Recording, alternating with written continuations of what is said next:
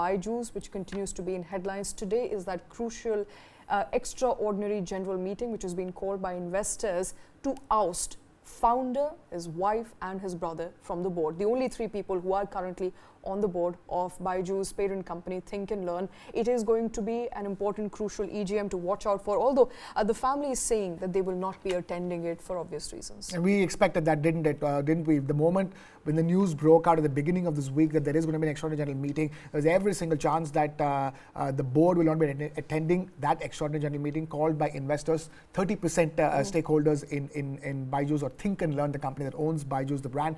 And that's because the board fundamentally consists of Byju Raveendran and his family. One is his wife, Divya Gokulan, the other is his brother, Byju Raveendran. And even yesterday we were talking about how there is a stay order from the Karnataka High Court on the resolutions taken at the extraordinary general meeting up until the 13th of March. So the ouster of Byju Raveendran, which seemed imminent by today, as in this Friday, there can't be any clarity on it for at least for the next 2 Fridays. For a while. At least for the next 2 Fridays, and it is but a natural process that Byju Raveendran is not willing to give up at this stage by the demands put forward by the stakeholders who are asking for his ouster, asking for the reconstitution of the board, for the reconstitution of the management of Byju's, for all the issues that's been plaguing Byju's. So this basically means that Byju Raveendran is not willing to throw in his towel. It's very clear. Byju Raveendran and family, so to speak. All right, and for those of you who are watching this for the very first time, it is an important day today because majority investors of Byju's have called for an extraordinary general meeting. The meeting was called to oust the board members, including founder Byju Raveendran, his wife Divya Gokulnath and brother Byju Raveendran. Making some very serious allegations that the board has not been able to manage the company very well.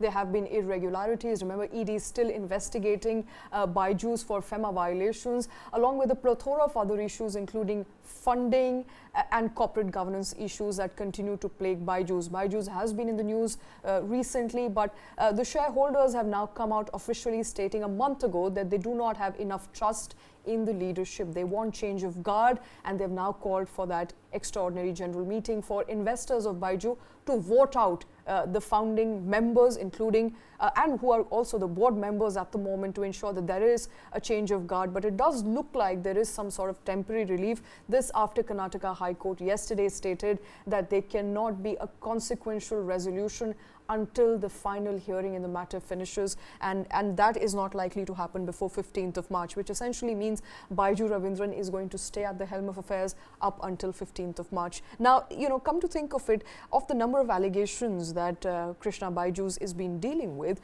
one is of course the ED lookout circular, yes, which was issued about 48 hours ago. That of course is also very, very damning for Byju Raveendran. ED is maintaining that there have been FEMA violations. Byju's has denied it so far, but a lookout circular essentially would mean, as per my understanding, that Byju Raveendran cannot leave the country. Yeah, absolutely. You can't.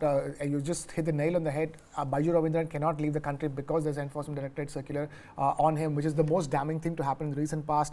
Apart from which, we have other developments that we've been talking about, like Byju's being forced to vacate their 4.5 lakh square feet huge office space in Prestige Park in Bengaluru. We also are seeing social media videos of parents of children who signed up for Byju's courses walking into Byju's offices and demanding, to know what is going to happen with their children's education and the future of their children's education. So things are, it is a situation where Byju's has a lot to answer, and starting from the enforcement directorate onwards to the parents of the children who are demanding answers as to their own kids' educational future. And what about the money that we've paid to actually buy those courses?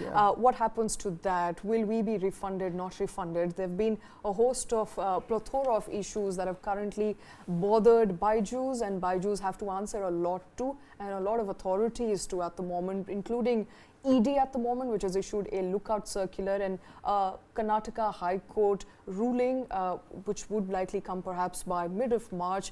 A current existing Term Loan B of $1.2 billion that it hasn't repaid. So from financial woes to corporate woes to government woes, a lot there for Byju Raveendran to battle at the moment. But for now, some temporary relief, as that resolution coming from EGM will not be binding, at least for the next 3 weeks. We will, of course, keep continuing to get you all those updates.